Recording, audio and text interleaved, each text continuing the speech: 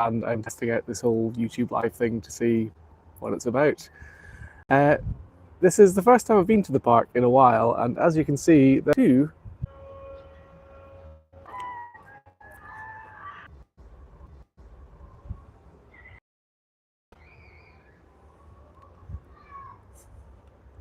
Is this working out? Apologies for the dodgy mobile phone signal, which doesn't really seem to be doing me very good. But yeah, where was I? So yeah, we have the two large Vekoma roller coasters here, the largest. And so you can see from the top of the drop to the coaster at the end, when this was first built, the Cobra Roll, the bit at the end there, can I zoom? Ooh, too much. That bit was actually built slightly higher up, and that led to problems of the ride stalling in that element. So in the year after it opened, they actually changed the bit at the end there so that it was slightly higher, and the ride no longer vallied. I think it also helps with the fact that there's quite a bit of wind here sometimes, because we are on the coast and you probably can't see the sea from here, but you can take my word that it's in that direction. So let's take a look at Odyssey as it goes around the circuit. I seem to have a slightly more stable connection now, so hopefully this will be working. Ooh, someone said hello. Hello to you as well. As I say, I'm very new to this whole live streaming thing, and filming while talking as well at the same time. So yeah, as I said, this is Odyssey.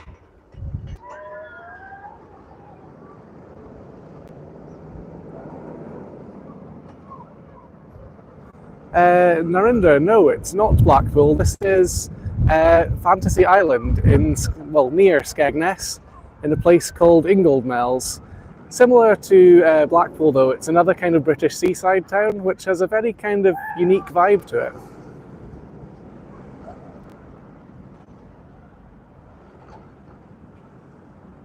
So yeah, this is the tallest suspended looping coaster that Vekoma have ever built, and has a completely unique layout. The trains also seem slightly different to the standard Vekoma ones as well, but still have quite bad head banging. I don't know how much we can zoom in.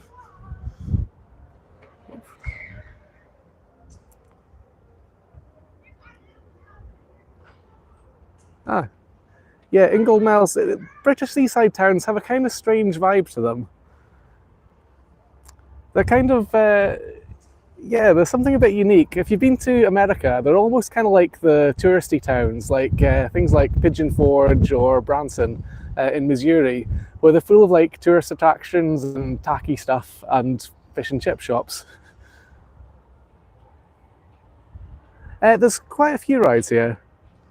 So I'm just filming from the car park, because the park itself is quite noisy, and also I feel really self-conscious when I'm standing talking to my phone, so that's the reason for that. So I found a nice quiet bit in the car park where we can actually see the coasters, because inside the park, we're about to see Millennium go. Inside the park it's quite noisy and crowded. So, you're welcome. Now, Millennium is a really quite interesting Vekoma coaster, because it is quite an old one, but for some reason it's incredibly smooth. It's like as smooth as butter, and I don't know what separates it from all the other Vekoma coasters that are rough head-banging monstrosities from this sort of era, but somehow Vekoma got it right with this one, and yeah, it's really quite enjoyable to ride and smooth. The only problem is the operations here are not the best, and they don't have that many people operating the rides. So yeah, you have to queue quite a bit. There we go. Tomorrow I'm thinking of going to another UK seaside park, which is Great Yarmouth, which has a wooden coaster with a brakeman on it, which yeah, they're getting quite rare. There's only a handful of those in the world.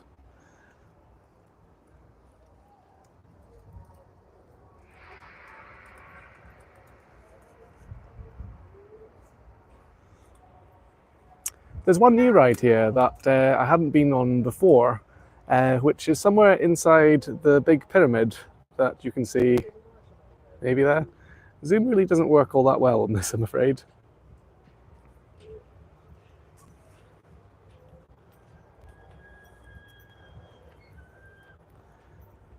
Yeah, so inside that big pyramid, there's this strange kind of, they've almost tried to make a Universal style ride, where they've kind of taken the same technology behind the Harry Potter ride, but done it on a very much lower budget. So it's got the robot arm thing, no track to go around, but you sit on the robot arm and go in front of a big wraparound screen.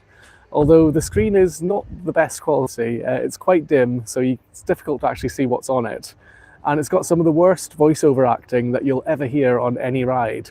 It just sounds like there's a random guy standing off to the edge saying things like, "Watch out for the dragon. What, wow, it's thrown a fireball at you. Great job, you missed." But it's all sort of just sounds like one guy standing to the side of you saying these things, and it just doesn't really fit into like the whole ride itself. It's, yeah. It was my first time riding it here. Odyssey is about to go again. You can get an idea for what the operations are like here from how quickly they're dispatching. But yeah, this ride, Odyssey, it's quite enjoyable for as far as Vekomas go. It's got some headbanging, which you have to expect for a Vekoma suspended looping coaster of this age. But the unique layout, the steepest in Rollercoaster is that I wouldn't be surprised if this is it. Yeah, it's quite an impressive drop, and it just feels a bit different from your standard inverted coaster. Almost the M1s and even the other SLCs, all have kind of like swooping drops that do a gentle curve.